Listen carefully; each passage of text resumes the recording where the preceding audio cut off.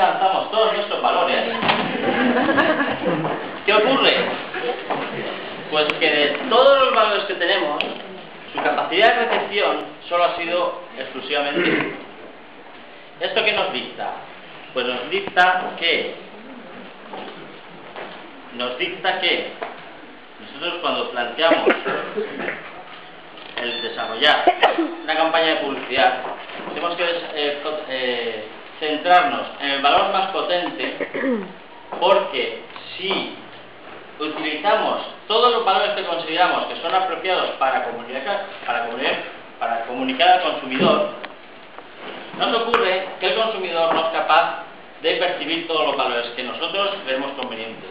Con lo cual, no todo lo que pensamos que es apropiado sobre nuestro producto tenemos por qué comunicarlo, porque el consumidor, el receptor, no tiene capacidad de percepción de todos los mensajes que nosotros queremos lanzar.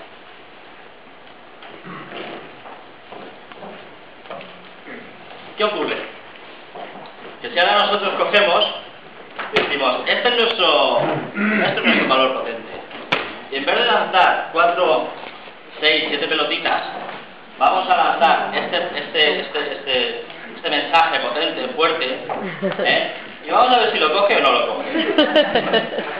¿Qué ocurre? Que nosotros lo lanzamos y es muy fácil coger un mensaje fuerte, contundente, y lo podemos enviar y lanzar de la manera que queramos, que el receptor es mucho más sencillo que lo coja. Ahora lo podríamos hacer con los ojos cerrados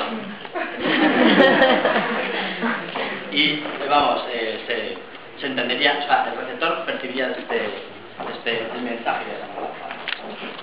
Bueno, pues hasta aquí los efectos especiales han terminado. Muchas gracias por...